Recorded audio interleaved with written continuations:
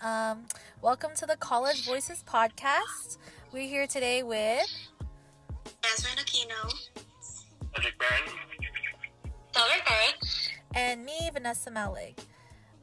This past week has been a big spectacle for those watching the 2020 presidential election. It was really a crazy week, and many minority groups were on the edge of their seats waiting on the results. Last Friday, Biden was pronounced the projected winner of the election. We're still seeing how that is going to turn out. Today we're going to look at Filipino Americans specifically and their experiences with the election as a whole.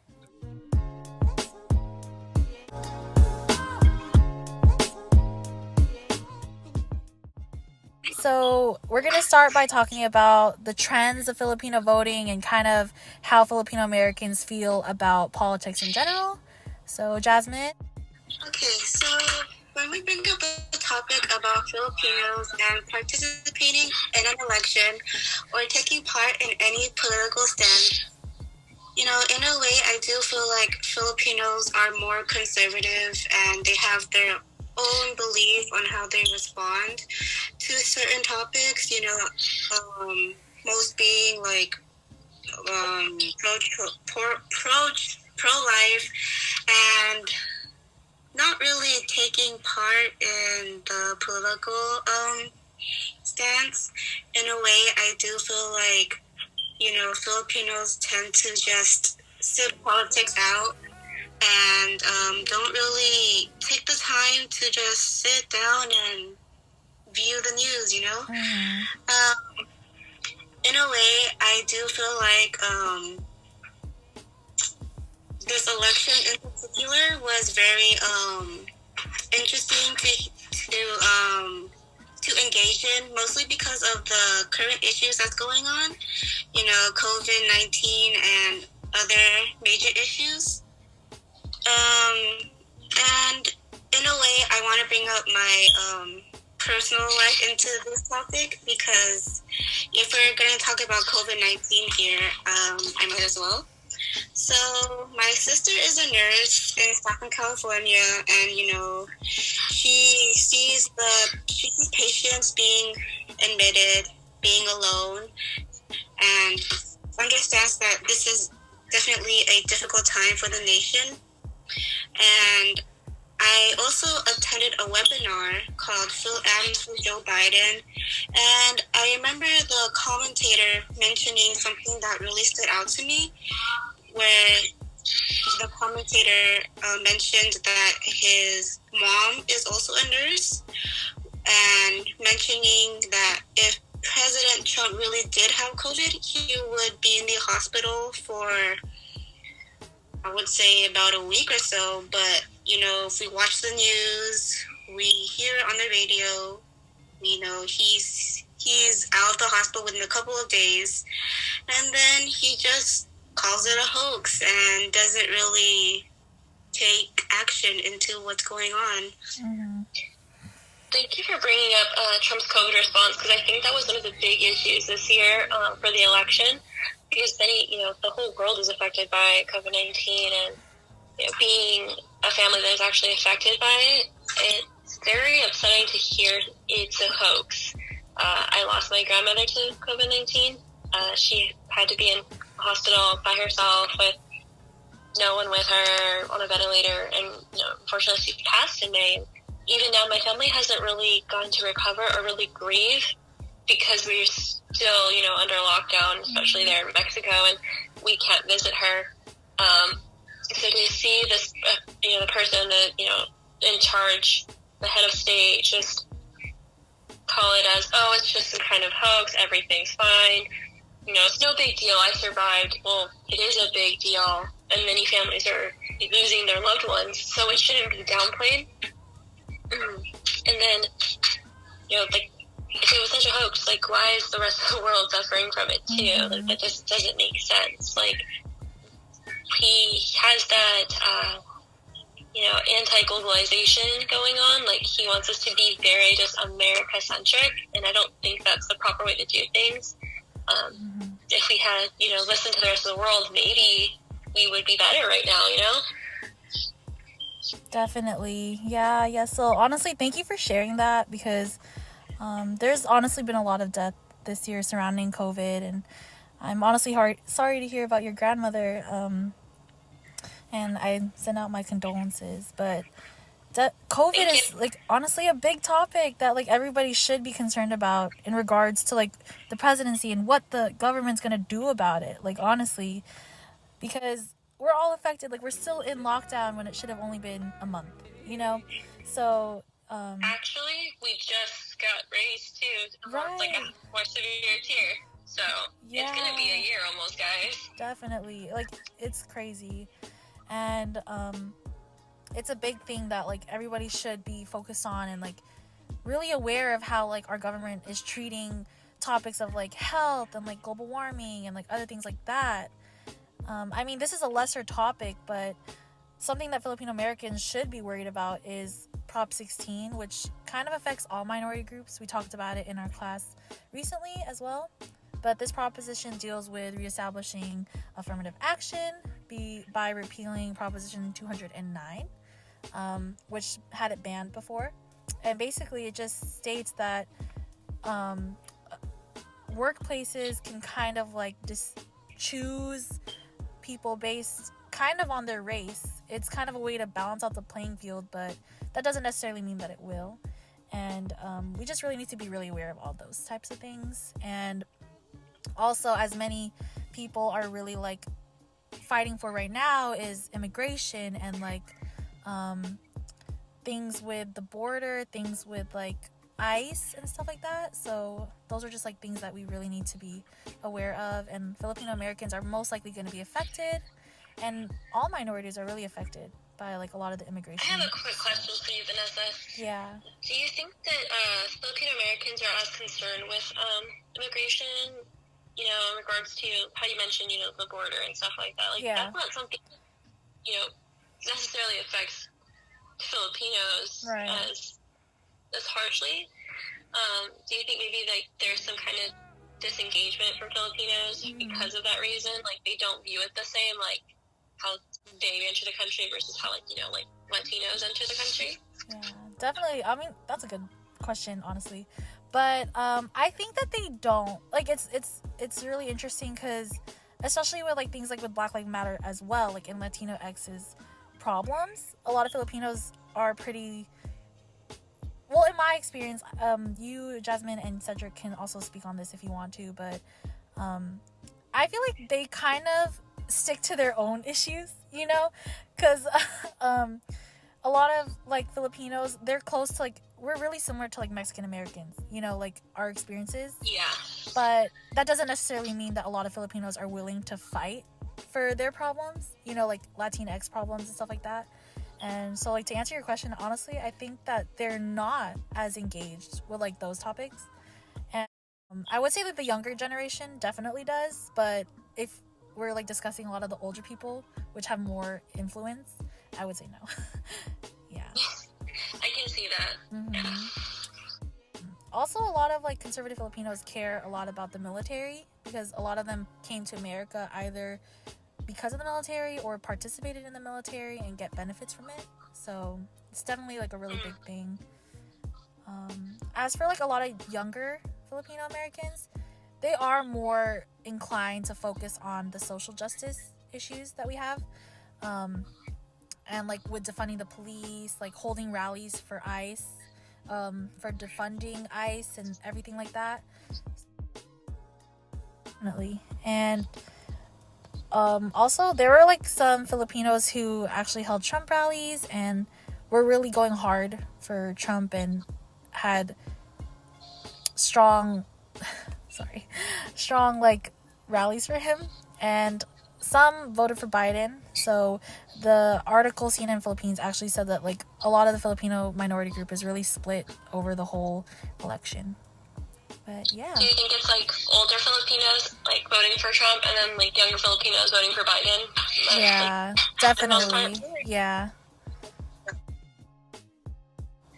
Definitely. I mean, I also know like some younger Filipinos of like our generation that have been influenced by their family that also are in the military, so they also would support Trump, unfortunately. Well, yeah, I'm not trying to push an agenda, but Yeah. Unfortunately. Yeah, no, that makes sense. What was it I was going to say?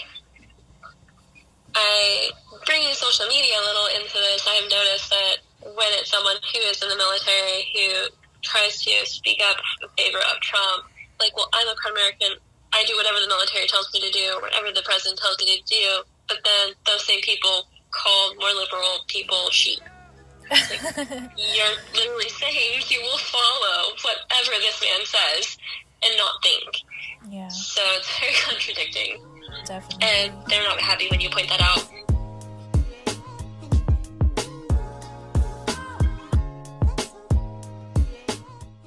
We could discuss like our experiences with like the election and kind of our all heritage and like how our families deal with that, because I think it's really interesting to see. And for me, as a first generation Filipino American, I mean, my family's really big on like politics and like getting into it and like kind of discussing our views and what we think is right, and also voting. I actually really got my mom to vote. She didn't want to vote because she thought that, no, Biden's gonna win in California anyway, it's okay. And I'm like, but that doesn't mean that you shouldn't vote just because he's gonna win in California. So, but she definitely does discuss like her views on politics all the time. So yeah, and also in my like circle of like Filipino American friends, a lot of them are really, really passionate about politics as well, and discussing like important issues, especially like with Black Lives Matter and like problems in the Philippines and stuff like that. And they use their voices and their platforms a lot when protesting and stuff like that. So yeah, if any of you guys want to like, thank you for sharing that. Mm-hmm. I'm also first generation American. My parents are from Mexico. And we actually talk about politics quite frequently. I think every time I see my parents, we are talking about politics. Yeah. Which sounds weird, but it's fine. We like it. And my family is, I guess, primarily Catholic, but we're not really like practicing Catholics in the same way. So we don't really use religious beliefs as like the guiding factor in our voting, it looks like. Which seems to be, you know, a very common thing for what I read about Filipino Americans. It's, you know, Catholic beliefs influencing voting more conservatively. I think, you know, my family tends to focus more on social issues, and, you know, my sister and I, we have kind of more liberal ideas than the rest of my family. But for the most part, we're all kind of more, you know, on the liberal side. You know, my family's participated in like Black Lives Matter protests, and we're very concerned about immigration, being that my parents are immigrants. And, you know, for a little bit, it was kind of scary when I was a child because they didn't actually have, you know, legal status for a little bit. And those stories you see of people, you know, as young kids coming home and their families just being gone, like, that's a very real, like, fear that I had growing up. And I just honestly don't believe any, you know, 6-year-old kid should be terrified that they're going to not be picked up that day or come home to an empty house. So those issues are very close to my heart. But I'm really glad almost that Trump was so toxic, because I feel it rallied people to realize that our nation needs a little bit of healing, and more people turned out to vote this time than they did last. Maybe they didn't, you know, have that sense of urgency the last election, and him being so awful kind of lit the fire underneath them to go for it. Definitely. Yeah. I think it's nice that your family actually talks about politics, because I'm actually the opposite. My parents don't really share their political views, but whenever we do talk about like politics, they usually agree with what me and my siblings have to say. What we say is we don't really say it's politics. It's really just human rights that we're talking about. Like how you said, it's like more a moral kind of thing.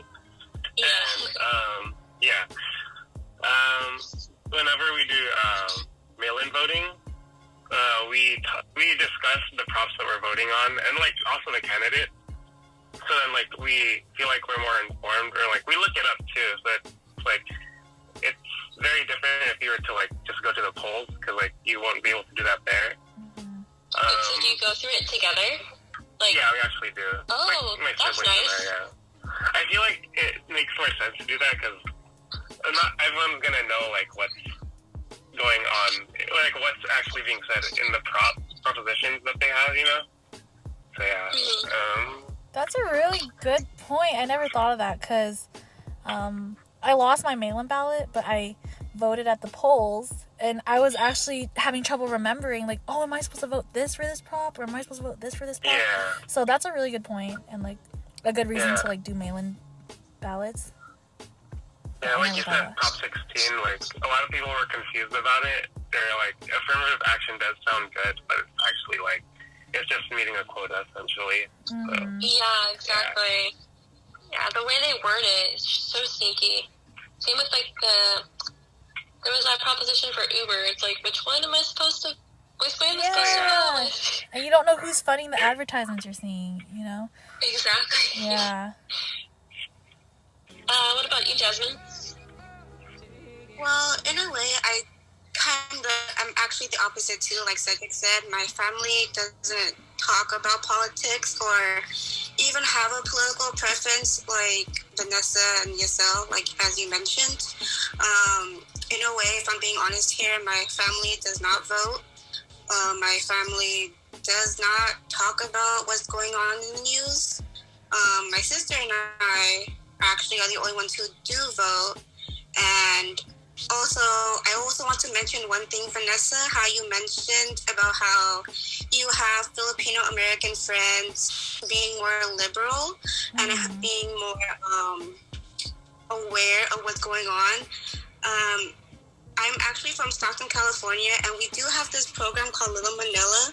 I don't know if you've heard of it, but it's essentially anybody can join, really, but it's mostly Filipinos. You know, they really do rally for equality, fairness, and they really do try to bring the picture of Filipinos into media and how important they really do play in the political aspect in the world. But overall, if we're talking about family here, yeah, my sister and I, the only ones who vote, the only ones where we really do want to be aware and more engaged in the political world. But overall, my family does not talk about politics in general. That didn't change this election for them at all? No, it's really not. They are who they are. They just let it be, if I'm being honest. Well, thanks everyone for sharing. That's really interesting to hear how, you know, there is a little similarities between all of us and some stark differences. Let's see, I think next we're going to hear about the history of Filipino voting from Cedric. Yep. Alright, so according to in one of their articles titled Two Trumps Filipino Americans Can Vote in Two Elections in This Year, Trump and Duterte campaigned around the same time in 2016. This appealed to overseas Filipinos who had dual citizenship, and in 2016, the Philippines started introducing automated voting for dual citizenship voters in the U.S. This was the year with the most number of dual citizenship voters. According to the article, the number of registered voters outside of the Philippines, a country with 100 million people, is about 1.4 million people, which is 2% of the 54.4 million registered voters. People are calling Duterte the Trump of the Philippines, and the article also mentions that Filipinos who had dual citizenship would vote for both Trump and Duterte because their policies and plans were similar. Duterte became the main candidate for Filipinos because the Philippines had been suffering from corrupt leaders from the past, and Duterte showed results. In his campaign, Cedric. Oh yeah, sorry. Can we stop and talk about how they're talking about corrupt leaders, and they're saying that this guy is the same as Trump? Yeah. And he's not a corrupt leader? This was the beginning of the campaign, where, like, 4 years ago where this didn't happen yet, but yeah, they thought this was the move. I definitely, I would say that, like, a lot of people, they see, like, leaders like Trump and Duterte, like, that they're gonna make a change. And I think some people, they're just so willing for a change to happen that they don't care who's gonna do it, if that makes sense. For example, like, a lot of people didn't like a lot of the liberal and Democratic Party, what's it called? candidates, because they're like, they're just the same as other Democratic candidates, you know, and they kind of want to change. Yeah. And sometimes, like, they're flashy and new. Yeah, sometimes, like, that could happen, that they just vote for somebody because they just want an extreme change, and not that it's the best thing, but sometimes that's what happens.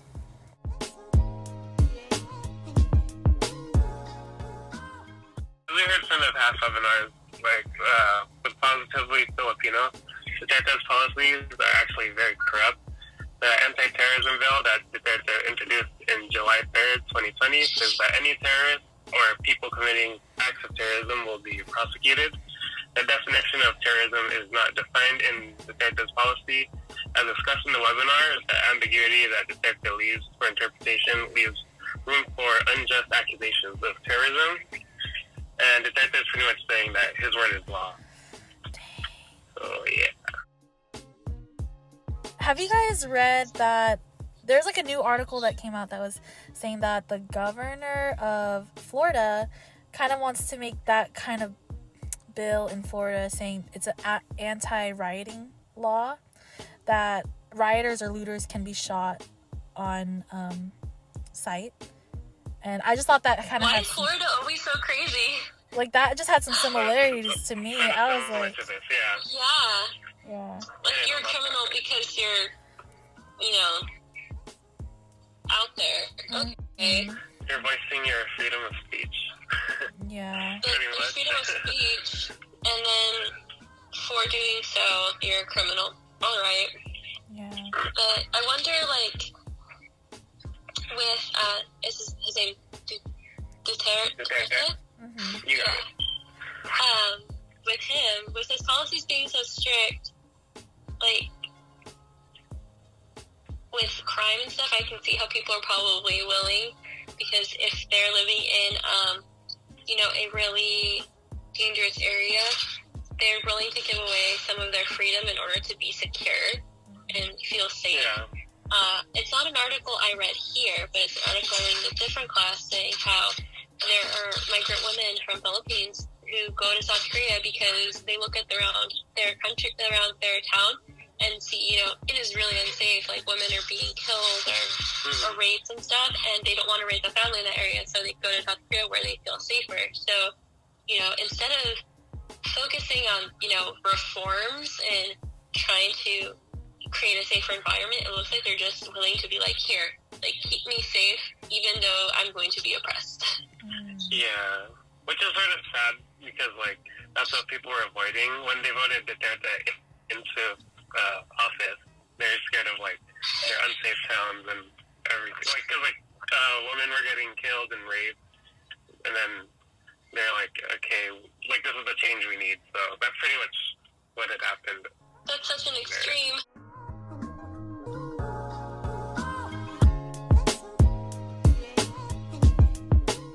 So the Electoral College is an outdated system. In the Students for Change article by Ashlyn Villafranca, she explains why the Electoral College is outdated. The system was founded in 1788 by founding fathers in order to ensure most qualified people made the decision of who made it into office. Villafranca explains that the Electoral College does not serve its original purpose. The system was originally supposed to be a bias-free system among voters, but as we can see today, we can predict which party the Electoral College voters will vote for. Keeping the Electoral College is pretty much like letting 538 people vote for president rather than like the 300 million plus citizens of the United States.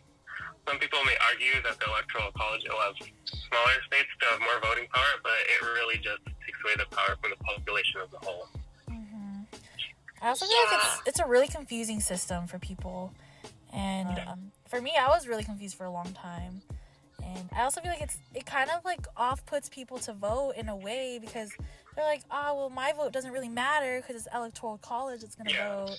Like what you're saying, that's your mom, Yeah. That's a very, common thing. Like, my cousin didn't vote in 2016 because she was like, what does it matter? I don't actually get a say. Right. She voted this year, but in 2016 she didn't. Yeah. But, I mean, if you think about it, when it was established, people weren't as educated. It wasn't as easy to be educated, so it made sense at the time, I assume, to, kind of curb some of that uneducated decision making. But now, that push for education, you're told to go to college by everyone from the moment you're in elementary school. Do well, you want to go to college. Like, people are educated. So why do we need somebody to say, oh, no, you don't actually know what you're doing. Let me tell you. Let me help you. And our country was also much smaller. So now we're huge. Yeah, and if you also think about who was voting, it was just literally white men. No one else. Exactly. Yeah, during this time, no one else was voting.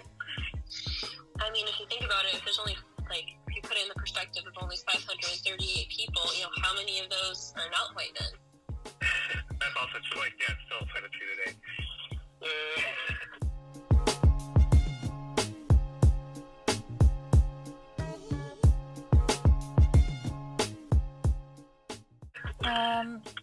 So do any of you guys have any last thoughts you want to share about the whole topic in general, or any burning issues that you want to say? I think it's about time we abolish the electoral college personally. But that would be a whole other podcast in itself. Definitely.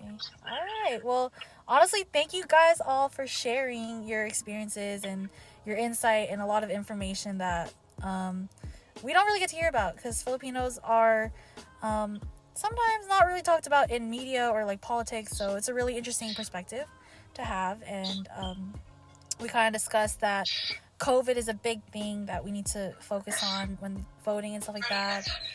Immigration laws and other things like that. And even though many of the votes were split and people's opinions are really divisive, we still need to be all just really aware of what's going on and really vote in a way that's thoughtful and participate in government in a thoughtful way. But yeah, that's it for today's podcast. Thanks for listening, and tune in next week for more current events. Thank you.